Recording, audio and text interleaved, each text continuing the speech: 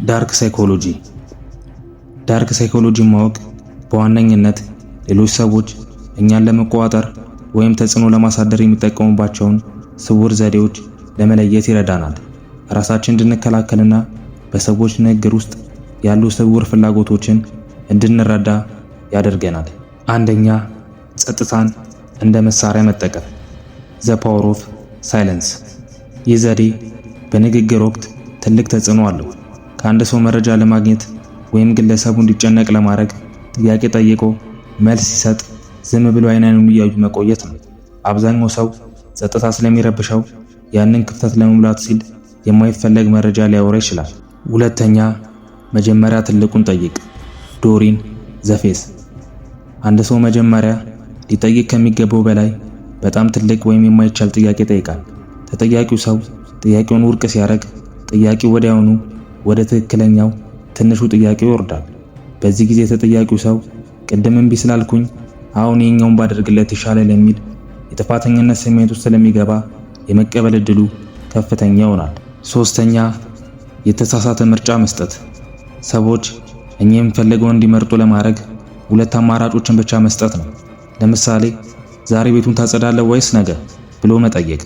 እዚህ ጋር ግለሰቡ ቤቱን ማጽዳት አልፈለግም የሚለውን አማራጭ እንዳያስብ በማድረግ ሁለት ምርጫዎች መካከል ብቻ እንዲወሰን ያደርገዋል። አራተኛ፣ መስታወት መሆን። የአንድን ሰው የአካል እንቅስቃሴ፣ የንግግር ፍጥነት ወይም የቃላት አጠቃቀም በስውር መኮረጅ ነው። ይህ ዘዴ ግለሰቡ ሳያውቀው ይህ ሰው እኔን ይመስላል የሚል ስሜት እንዲሰማውና በፍጥነት እምነት እንዲጥልብን ያደርገዋል። በሽያጭና በድርድር ስራዎች ላይ በስፋት ጥቅም ላይ ይውላል። አምስተኛ፣ መረጃን በጥቂቱ መልቀቅ። አንድ ሰው እንዲወደን ለማድረግ እኛ ለእርሱ ውለታ ከመዋል ይልቅ እርሱ ለኛ ትንሽ ውለታ እንዲውልልን መጠየቅ።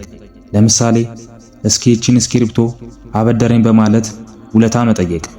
የግለሰቡ አእምሮ ይህንን ሰው ካልወደድኩት ለምን ውለታ ውልለታለሁ ብሎ ስለሚያስብ ሳያውቀው ለኛ ያለው አመለካከት አወንታዊ ይሆናል።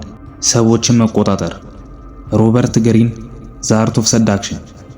ዘ አርት ኦፍ ሰዳክሽን መሮችን በመጠቀም የሰዎችን ስሜትና አመለካከት ለመቆጣጠር የሚረዱ ጥልቅ ስልቶች አሉ። ግሪን እንደሚለው ሰዎችን መቆጣጠር ማለት በጉልበት ማስገደድ ሳይሆን እነርሱ ራሳቸው ወደ አንተ እንዲመጡና በአንተ እንዲመሰጡ ማድረግ ነው። ሰዎችን በስነ ልቦና ለመቆጣጠር የሚረዱ አራት ዋና ዋና ስልቶች። አንደኛ፣ የመሸበር ወይም የባዶነት ስሜት መፍጠር። ሰዎች በራሳቸው ሙሉ እንደሆኑ ካሰቡ አንተን አይፈልጉም። ስለዚህ መጀመሪያ በውስጣቸው የሆነ ክፍተት እንዳለ እንዲሰማቸው ማድረግ አለብን። ለምሳሌ ስለ መልካቸው፣ ስለ ስኬታቸው ወይም ስለ አኗኗራቸው መጠነኛ ጥርጣሬ እንዲኖራቸው የሚያደርግ አስተያየት በረቂቁ መስጠት። ከዚያም ያንን ክፍተት ሊሞላ የሚችለው ያንተ መገኘት ብቻ እንደሆነ ማሳየት። ሰዎች ድክመቶቻቸውን ለሚረዳቸውና ለሚሞላላቸው ሰዎች ራሳቸውን አሳልፈው ይሰጣሉ። ሁለተኛ፣ የተደበላለቁ ምልክቶች። ሁልጊዜ ግልጽና የሚገመት ሰው መሆን ቁጥጥርን ያላልዋል። ሰዎች ምን እንደምታሰማው ካቃታቸው አይምሯቸው በአንተ ላይ ብቻ እንዲያተኩር ይገደዳሉ። ለምሳሌ በአንድ ወቅት በጣም ደግና ሳቢ መሆን፣ በሌላ ጊዜ ደግሞ ቀዝቃዛና ሚስጥራዊ መሆን። ይህ ለምን ተለወጠ የሚል ጥያቄ በውስጣቸው ይፈጥራል። አንተን ለማስደሰትና ወደ ቀድሞ ሁኔታ ለመመለስ ሲሉ ያንተን ፍላጎት መከተል ይጀምራሉ። ሶስተኛ፣ የመስታወት ስልት። ሰዎች ራሳቸውን የሚመስልን ሰው የመቃወም አቅማቸው ዝቅተኛ ነው። ለምሳሌ የእነርሱን ስሜት፣ ንግግር እና ፍላጎት እንደ መስታወት አንጸባርቅ። እነርሱ የሚወዱትን ውደድ፣ የሚጠሉትን ጥላ። ይህ እርሱ እኮ ልክ እንደኔ ነው የሚል ጥልቅ እምነት እንዲያድርባቸው ያደርጋል። አንዴ ካመኑ በኋላ ወደ ፈለክበት አቅጣጫ ለመምራት ቀላል ይሆንልሃል። አራተኛ፣ ነጥሎ ማውጣት። አንድን ሰው ለመቆጣጠር ከሚረዱ ጠንካራ ስልቶች አንዱ ከለመደው ድጋፍ ወይም ማህበረሰብ ነጥሎ ማውጣት ነው።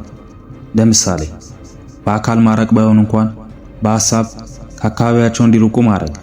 ለምሳሌ እኔ ብቻ ነኝ የምረዳሽ ወይም የምረዳ፣ ሌሎች ሰዎች አንተን አይረዱህም ወይም አይረዱሽም የሚሉ መልእክቶችን በዘዴ ማስተላለፍ። ግለሰቡ በአንተ ላይ ብቻ ጥገኛ እንዲሆን ያደርገዋል። ማሳሰቢያ፣ እነዚህ ስልቶች ዳርክ ሳይኮሎጂ የሚባለው ዘርፍ ውስጥ የሚመደቡ ናቸው። ሰዎችን ለመቆጣጠር ስትሞክር የሚከተሉትን ነጥቦች አትዘንጋ። አንደኛ፣ ሰዎች አንተ እነሱን ለመቆጣጠር እየሞከርክ መሆኑን ካወቁ ግንኙነቱ ወዲያውኑ ይበላሻል፣ እንዲሁም ጥላቻን ይፈጥራል። ስለዚህ ስልቶቹ በጣም በረቂቁ መተግበር አለባቸው። ሁለተኛ፣ የሰዎችን ስነ ልቦና መቆጣጠር ትልቅ ኃላፊነት አለው። ይህንን ጥበብ ለበጎ ተግባር ተጠቀሙ።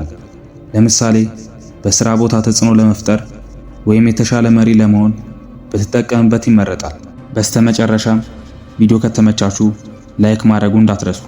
ሐሳብ አስተያየታችሁን ኮሜንት ላይ አሳውቁኝ። መልካም ቀን።